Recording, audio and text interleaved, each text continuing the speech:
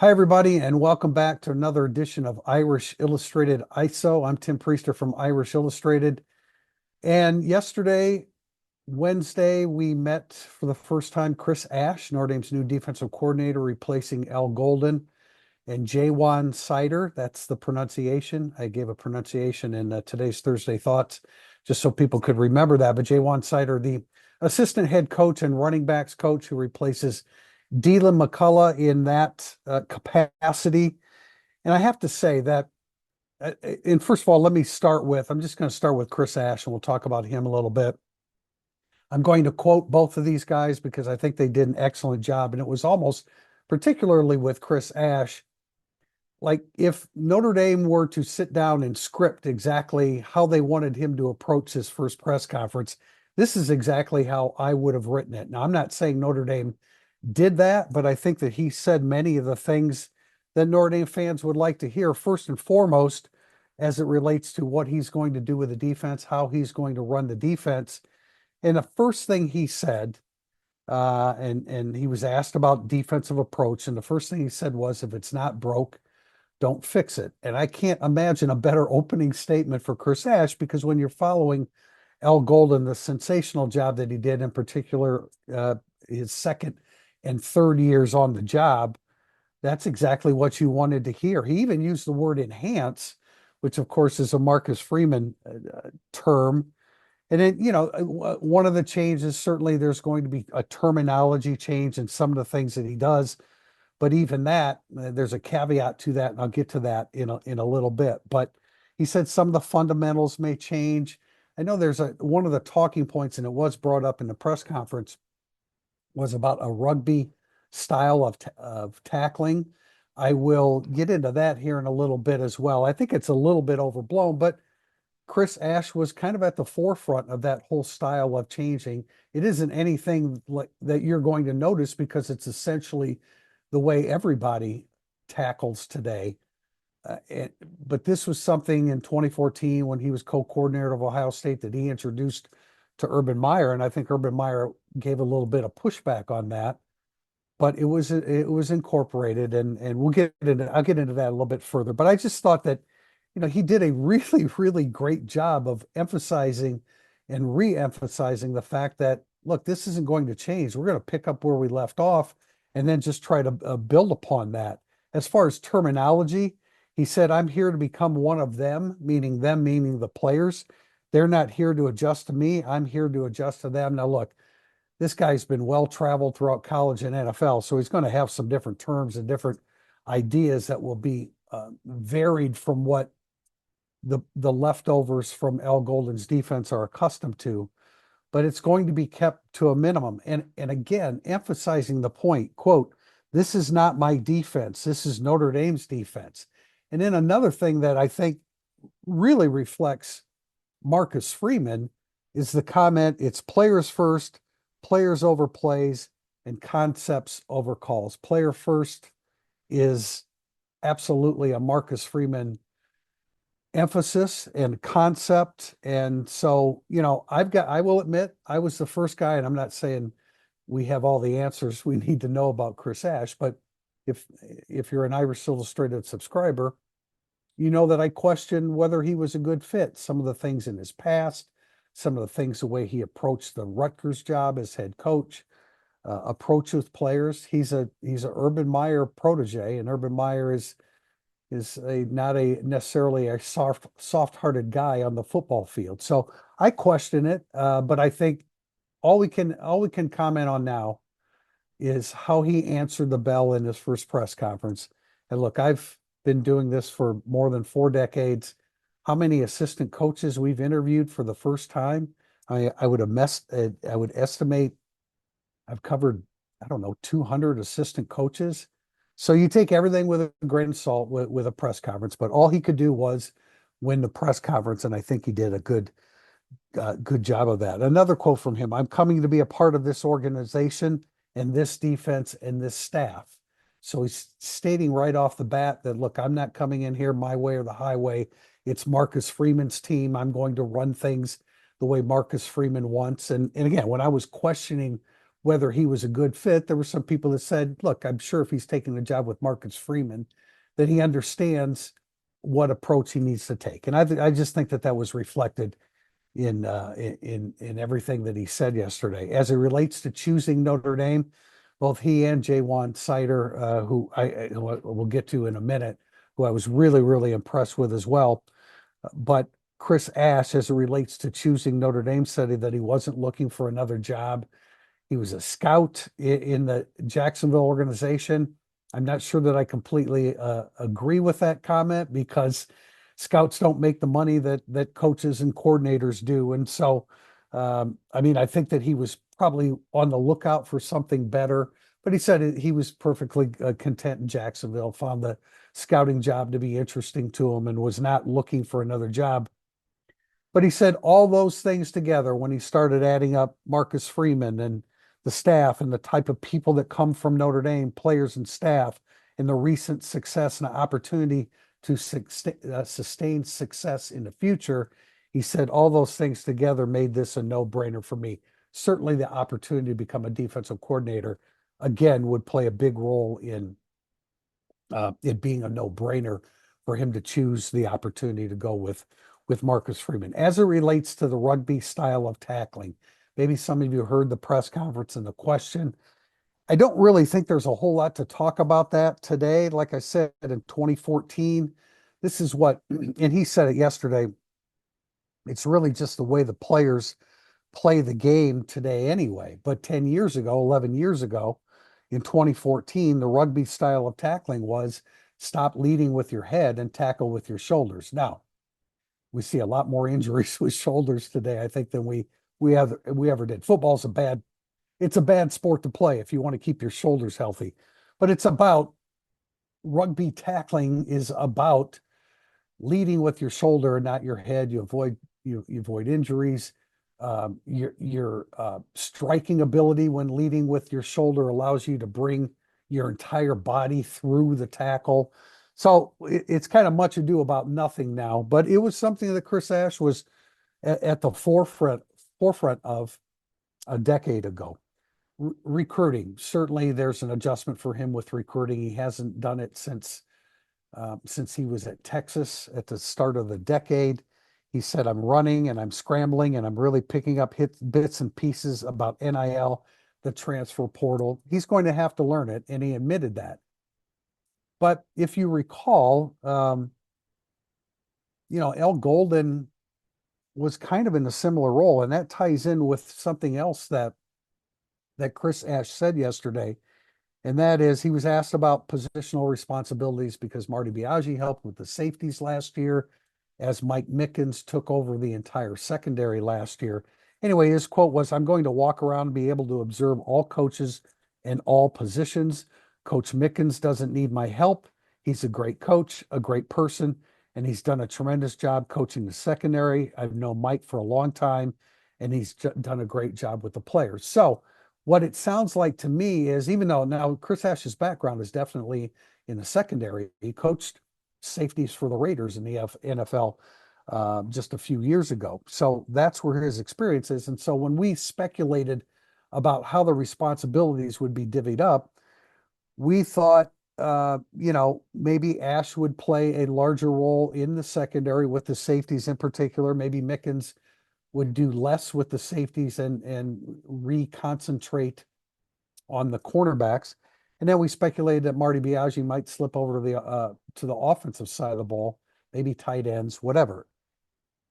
From what Ash said yesterday, I would speculate that it would be very similar to what happened last year with Al Golden as the overseer, Max Bullock coaching the linebackers, Mike Mickens coaching the entire secondary, and maybe Marty Biagi just remaining in the role that he was in addition to his special teams duties, working with the safeties. We don't have a definitive answer on that, but I'm just basing that based upon how he responded to the questions, the particular question about positional responsibilities.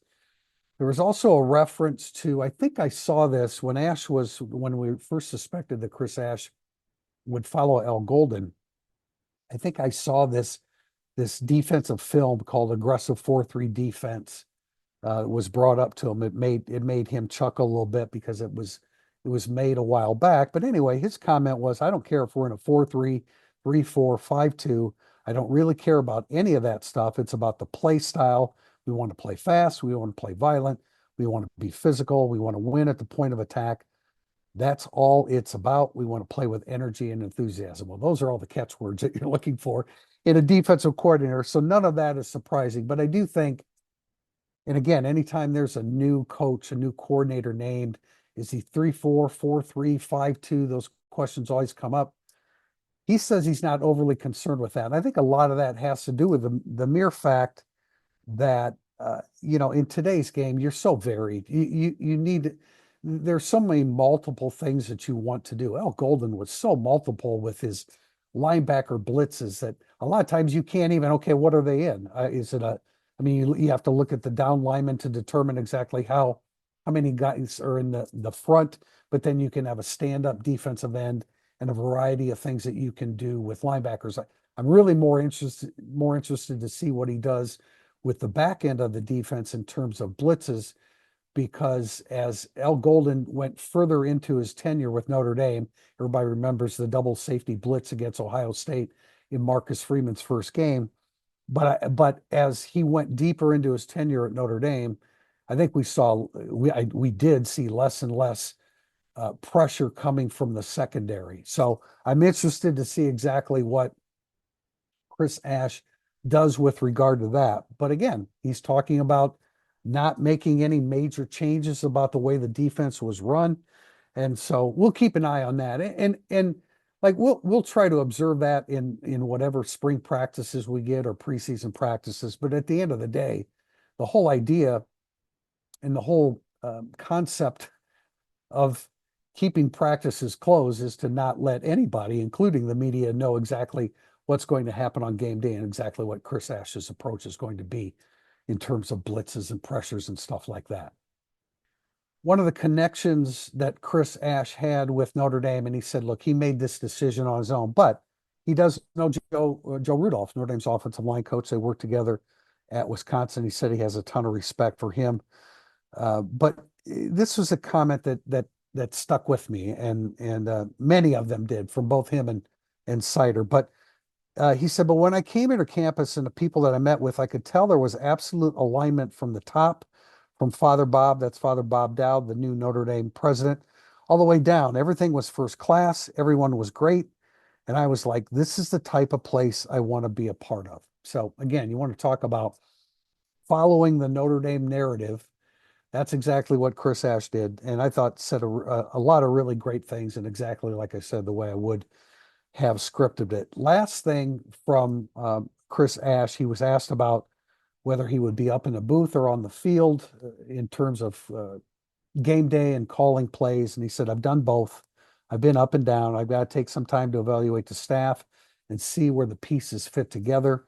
We are really loaded up on the back end with DB coaches. So he'll make that decision, whatever he feels comfortable with, whatever is best for Notre Dame, whatever, not only is it a decision based upon your coaching staff, but a lot of times it's based upon your team, your personnel. Where are you young? Where are you veteran? Where are you, older than some other places? So we'll determine that. I'm sure he'll make a good decision as to what's best for him and the team and the coaching staff.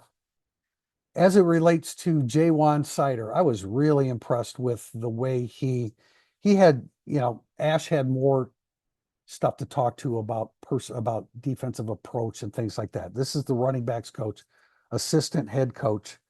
And his relationship with Jared Parker, I know a lot of Notre Dame fans were happy that Jared Parker moved along and gave the opportunity for Mike Denbrock to come back for a third term. But you also have another reason to thank Jared Parker, because he is close with Ja'Juan Seider, worked with him at West Virginia. And so he said, we build a relationship for this. This is when he was talking about Marcus Freeman. And he said, every year he was at Penn State for 7 years. So every year you kind of wonder, okay, I don't want to become complacent in my job. Should I look elsewhere? And he said, but it was just Notre Dame and it was Marcus Freeman. And so Marcus Freeman played a huge role, obviously, in pulling Jaywan Seider to Notre Dame to coach the running backs, but also Jared Parker, who he remains close with. And then this is what Seider said about Freeman, which I thought was really cool and another big reason why he is here at Notre Dame. He said, I told my wife, sometimes it's like talking to myself. He was referring to speaking with Marcus Freeman. He said, when I talk to him, it's like I'm talking to myself.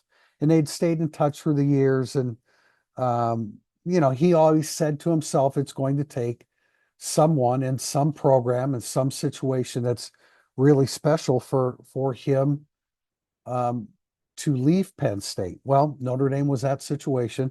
He saw him up close, of course, in the Orange Bowl, and Marcus Freeman and him really connected. So a little bit of help from Jared Parker there, and that was beneficial. And the cool thing was that he said, look, part of what made it so great to talk to Parker about it was that he didn't say, hey man, you should do this. He just laid it all out. These are the pros and cons. Certainly the pros outweighed the cons, and Marcus Freeman would be a huge pro in that in that process. Another thing that Seider said was, and he talked about rotations with running backs and stuff like that, but it was a huge compliment to Marcus Freeman as it relates to Notre Dame dealing with the injuries that they dealt with. So, opposing coaches, obviously, you're scouting the opponent. You know who's injured, who's currently injured, who's been injured, what the injuries are. You're very familiar with that when you're coaching against the other team. So anyway, he said, you've got to have great depth. Injuries happen. I thought one of the greatest things playing against Notre Dame last year, from my offensive point of view, was that they had a lot of injuries and you never knew the difference who was in the game. That's a testament to the program that Coach Freeman has built. And that was true. You know, uh, maybe Notre Dame had one or two too many injuries when it came to beating Ohio State, but they overcame all the other ones. And when you think about overcoming those against Georgia and Penn State, that's a huge accomplishment. Now, Seider had the best comment when it came to commenting about why he came to Notre Dame. And again, I have to quote because I think it's just absolutely fantastic. Here's what he said. When I got here, it was first class. When you come on this campus, you feel Notre Dame. Whatever it is, I don't know what it is, how to explain it, but it just felt different. You walk different, you talk different, you stand up different, you sit different. He said, you feel the why of Notre Dame, WHY. You feel the why of Notre Dame. It's special, and that's why there's only one Notre Dame.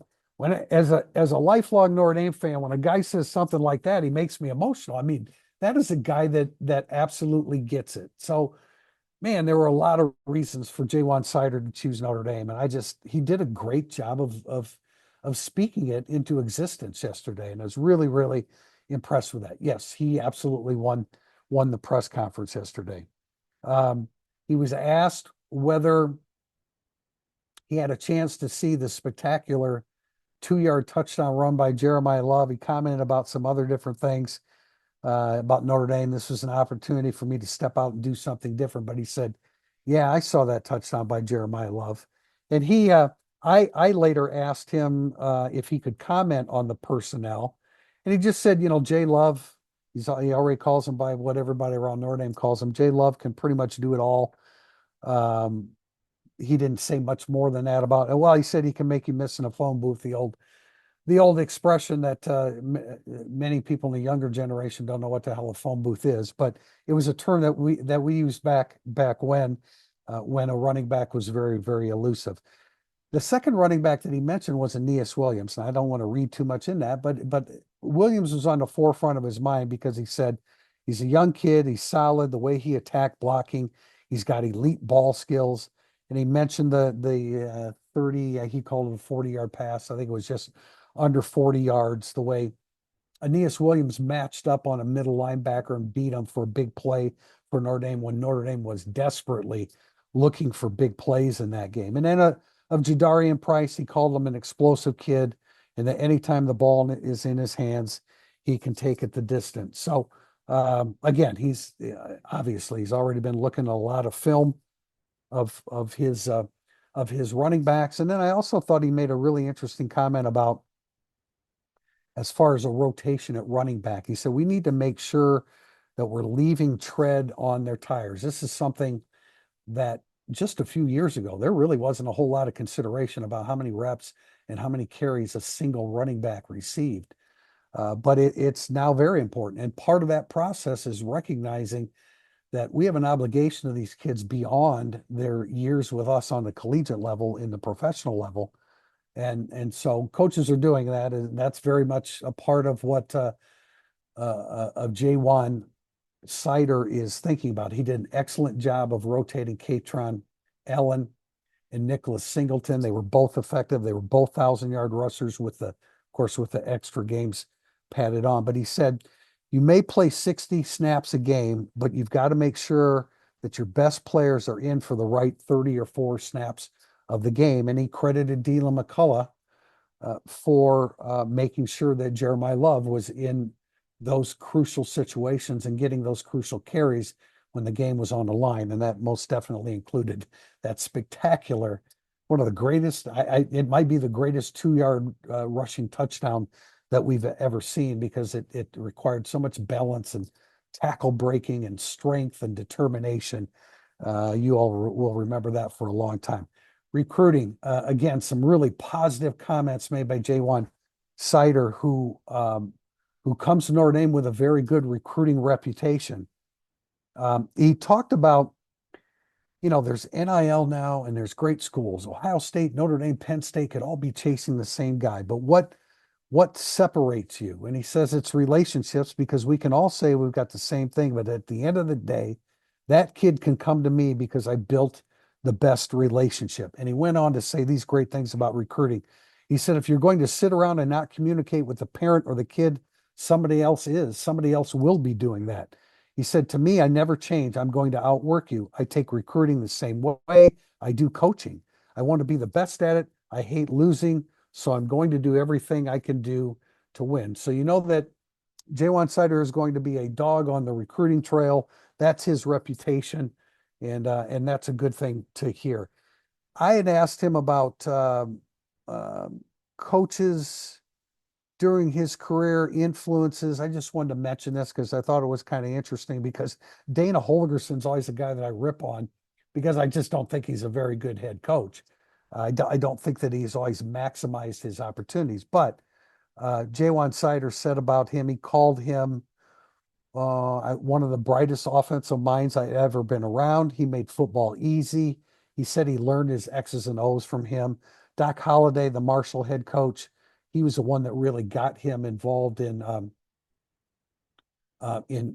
coaching, and he called him one of the best recruiters. And the interesting thing about James Franklin, he said, at this point in my career, James Franklin's the best CEO I've been around. And I think he chose his words carefully there, because I think he anticipates that Marcus Freeman might be the best CEO that he's ever been around in due time, after he spends time with him at Notre Dame. But just wanted to throw that in, because I'm always interested to know who the influences are or were in your career.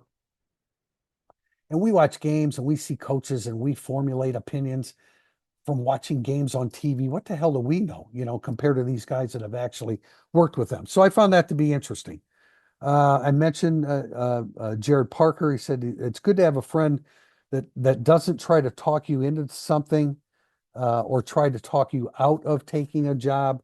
I mentioned that, so I think that's was good to hear. This was a guy, J1 Seider was a quarterback in college. He was a quarterback at West Virginia. He actually came to Notre Dame in a backup role. And he had a lot to learn about being a running backs coach, but he's been doing it forever. So obviously he understands it. And he said, my value with the running backs is to teach them how the quarterback sees the game. We're always talking about in my room playing from the neck up. And so his idea is that if you can get the running backs thinking like a quarterback, pass protection is extremely important. So that's something that he teaches them. He said he also spends time with the with the offensive linemen just to see about how they move, why they're so quick, what makes them good in pass protection, things like that. So he knows what kind of help. He didn't say this directly, but he knows what kind of help his running backs get when it comes to pass protection. As far as what he wants to do in the spring, he said, I want to know what they do not do well. I want to know the weakness so I can help them grow in that area. I told them, he asked them actually for send me a text with 3 to 5 points about yourself that you want to improve. And he said, then he can design drills to help each individual running back.